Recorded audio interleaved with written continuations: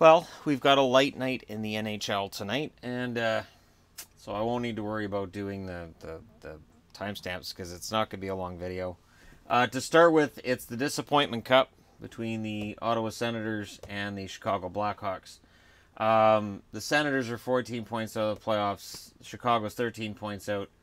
Ottawa sporting a 21 win, 28 loss, 9 overtime loss record. Chicago's at 25, 27, and 8. Over their last 10, though, Ottawa's 6-4. Chicago's 1-8-1. It's Condon. It looks like Forsberg tonight. Let's see if Chicago can somehow get out of this slide they've been in. And 13 points out of the playoffs. It's just, I do wonder who's going to be available for trade and what kind of moves they might be making before Monday. But either way, there isn't really a whole lot else to add to that. There's all kinds of speculation about who might be coming and going from the Ottawa Senators, and your guess is as good as mine. The whole Hoffman thing has died off, and now Carlson's name's out there. It's so weird how the media does that this time of year. You'll notice I'm not really talking a whole lot about that, except why would they trade Hoffman? Now all of a sudden, it doesn't look like the Sens are trading Hoffman. Well, of course they're not. Why would they trade him? So I'm just, the Ottawa rumors are crazy because the Ottawa Senators are in a crazy position, but I really don't think that core is going to get torn apart. I just can't see it happening. Not at the deadline. Maybe over the summer.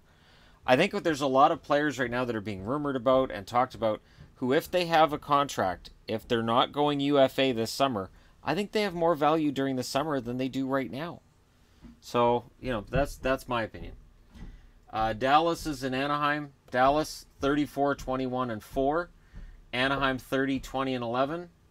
Dallas 6-4 and in their last 10. Anaheim 5-3-2 in their last 10. It's Bishop for sure for Dallas.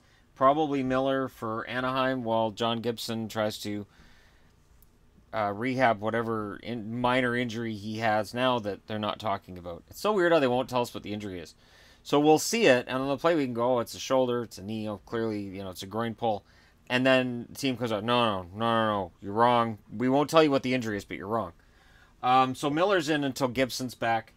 They're tied for the second wild card, are those Anaheim Ducks, but they've played 2 more games in Minnesota, and this is an issue Anaheim's going to have for a while yet, that they don't have games in hand on anybody.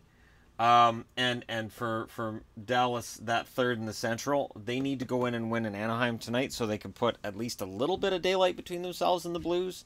The Blues are vulnerable. By all means, put as much daylight in there as you can, if you can.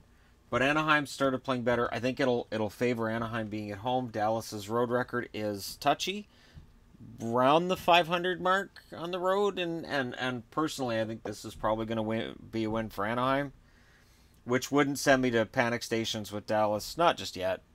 There's still enough daylight between themselves and teams that are missing the playoffs, starting with Colorado. And to some extent, I guess Anaheim too. I'm not really all that worried. I'm not yet. Not to this stage anyways. Although 72 for Dallas. Maybe I should be more worried than I am, but Dallas has been playing relatively well.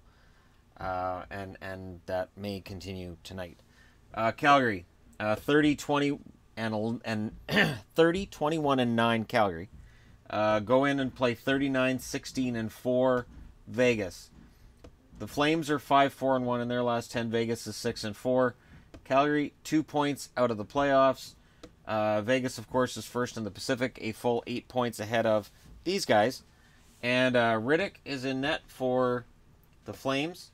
And Fleury is possible, likely for Vegas. I can't see him going with Subban, not in a game that's important. Or is it important for Vegas? The one thing I do wonder when I see Vegas play now is, not as much that they might get lazy, but is there a chance that Gerard Gallant's going to say, you know what, we're points ahead. Maybe tonight I can try something a little bit different. Maybe I can do something that I haven't tried before strategically to see if maybe our special teams, maybe I can crank it up a bit with, and maybe they'll take a few more risks since they're so far ahead of first. Just crazy speculation, I know. And the Flames would welcome crazy speculation because until Mike Smith gets back, it's going to be nail-biting time for the Flames. And even once Mike Smith gets back, I don't necessarily think their win-loss record is going to get a lot better, because I don't think Riddick's been costing them games. And it is quite the task that Riddick is being given. You know, get our team to the playoffs. We're good at the top end. Our depth is a little bit, but we'll be fine. Rumors of Versteeg possibly being back for the playoff push, and talk about who Calgary might move in to that bottom six to help shore things up. But between now and when they actually do it, they got to win games like this. They got to go in and win in Vegas, which is not easy for anybody, and that's the task they're given tonight. If I had to pick winners, and every now and then people say pick winners, I would say probably all three home teams. That's where I would go. And yet, if you look at the stats over the last week, road teams have been having a good time of it. So I definitely take my life in my own hands if I bet on all the home teams, but that's just the way that I think tonight's games probably go. But we'll see. Because I think while Chicago's 1-8-1 in their last 10, I think they're better than that last 10 games have shown. And after that 3-1 loss against the Kings, they got to come out and show something tonight. They just have to. But let me know what you guys think about tonight's games. Remember, any noises you're hearing in the background, that's of the construction being done on the home, outside the home, and I don't have any control over that. None. So it'll be sporadic when I do videos during the day. It won't show up in the videos I do later on at night. But just so you guys know and understand what's going on. But thank you for watching. Hit like and subscribe if you're browsing your way through. Those are your 3 games for tonight, and go.